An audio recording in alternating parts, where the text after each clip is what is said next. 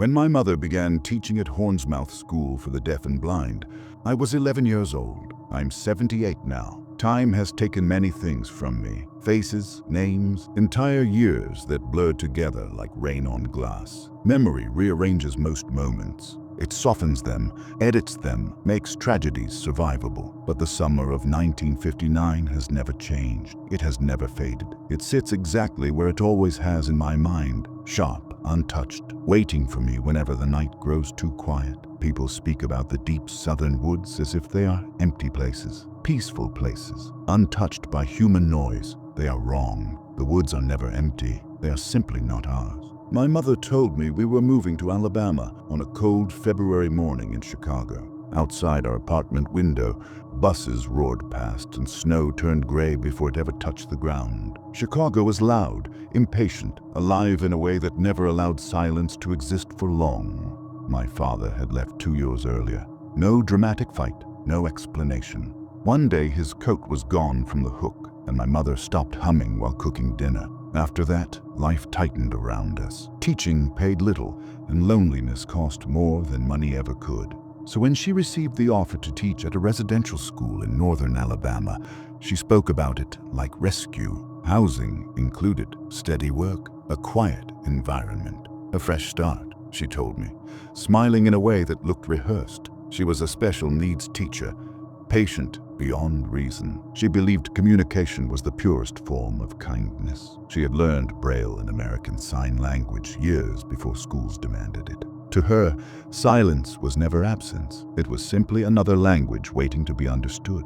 She left me with my grandmother while she traveled south for interviews. When she returned weeks later, her decision was already made. We were leaving the city. We would live on campus, day and night, and I would attend school there too. I remember shrugging. Children accept change because they do not yet understand permanence. I believed new places meant new friends, new adventures. I did not yet understand that some places change you permanently. The campus appeared suddenly after miles of winding rural road. One moment, there was nothing but forest. The next, buildings emerged from the trees like they had grown there naturally. It wasn't just a school. It was a small town hidden inside the woods. Teacher cottages lined gravel paths. Student residences stood quietly between towering trees. Large brick academic buildings formed a square at the center, old and dignified, as though time moved slower there. And everywhere, trees. They surrounded everything, not gently, closely, watching. Spring had just begun. Leaves were returning,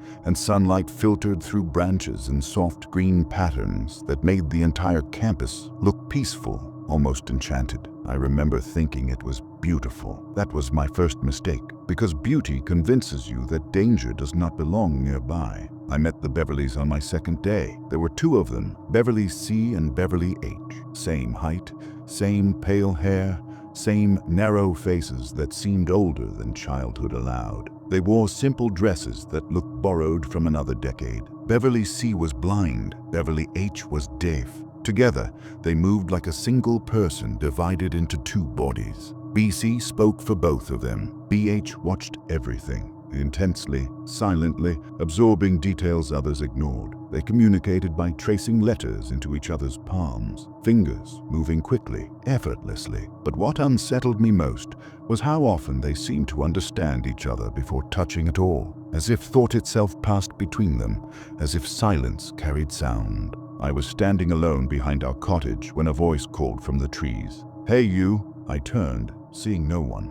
Then again, calm and certain. "We know you aren't like us." They sat high on a tree branch just inside the woods. I don't know how long they had been watching me. BC's sightless eyes faced upward. BH stared directly at me without blinking. "My mother teaches here," I said awkwardly. "I know Braille." BC tilted her head. "You learned because you wanted to," she said softly. "We didn't get to choose." There was no anger in her voice, only fact. Then the branch above them creaked. A small sound, easy to ignore. But BC suddenly froze. Her hand grabbed BH's sleeve. "Wait," she whispered. The branch snapped. The sound cracked through the air like gunfire. They fell hard to the ground. Everything after that blurred. Shouting adults, running footsteps, confusion, and then accusation. They said I had frightened them, said I had done something. In a place built to protect children, belief comes quickly. By the end of the week, whispers followed me through hallways. Creepy Caroline. Children avoided sitting near me. Conversations stopped when I approached.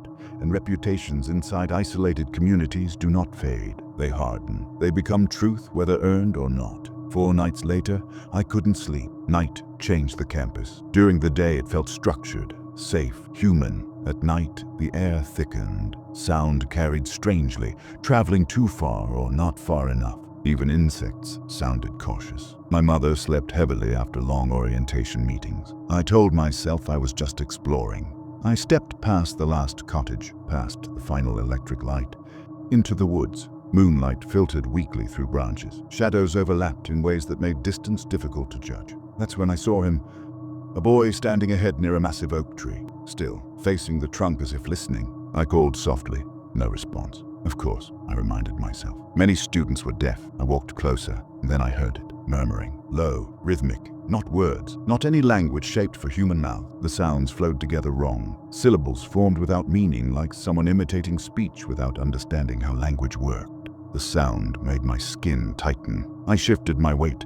A twig snapped beneath my shoe. The murmuring stopped instantly. Silence slammed into the woods. Then the boy's head began to turn, slowly, too slowly, rotating farther than bone should allow. His body never moved, only the head, searching. I hid behind a tree, heart pounding so violently I felt dizzy. From the edge of the trunk I saw his profile, and everything inside me understood I was not looking at a child. The shape of his face was wrong. The forehead sloped unnaturally. The mouth extended slightly forward, and where moonlight touched his cheek I saw texture. Hair, short, coarse, dark hair, covering skin where skin should have been smooth. One eye rolled toward my hiding place. It reflected nothing. No light, no life, just depthless black. The head continued turning, slowly scanning the woods. Listening, hunting. I covered my mouth to stop myself breathing. Seconds stretched into something unbearable. Finally, the head rotated back toward the tree. The murmuring resumed. Quieter now, almost thoughtful, as if it had nearly remembered something important. I ran. Branches tore at my arms. Roots nearly tripped me. I didn't stop until cottage lights broke through the darkness behind me. I told no one, because saying it aloud would make it real. Because adults explain away fear. Because I wanted desperately to believe I had imagined it. But one question would not leave me. If he was deaf, how did he hear the twig? The next morning I saw him again, 3 rows ahead of me in class, perfectly normal. Thin frame, neatly dressed, motionless. During roll call, the teacher tapped desks of deaf students. She tapped his. Confirmation. Relief tried to settle inside me. Then she called my name, Caroline. The boy turned instantly, directly toward me, without hesitation, without confusion, and he smiled. Not friendly, not curious, a smile of recognition. As if the woods had introduced us properly the night before, as if he knew I'd seen him, as if something behind that human face understood exactly how afraid I was and enjoyed it. I would later learn something about Horn's Mouth, something no brochure mentioned. The school had been built after several disappearances in the surrounding area decades earlier. Children wandering into the woods, hunters never returning, livestock found untouched but drained of life. Locals avoided the forest after sunset. But the school remained because people believe education makes places safe, because humans assume buildings give them ownership over land. We were wrong. The woods did not belong to us. We were allowed to exist there. And something inside those trees was learning voices, learning movement, learning how children behave, learning how to smile. Even now, at 78 years old, I cannot sleep in silence. I keep lights on, I avoid forests, and sometimes, when night grows very still, I hear faint murmuring just beyond hearing, sounds that almost form language, practicing, improving, waiting. People still ask why I never return to Alabama. The answer is simple. Because I know what lives in deep woods, and I know the most terrifying truth of all. Predators do not always chase. Sometimes they learn to become one of us. So if you ever walk through quiet woods and feel watched, do not assume you are imagining it. And if someone smiles at you like they already know your fear, leave immediately. Because the woods are not empty, they are listening, and sometimes they remember your name.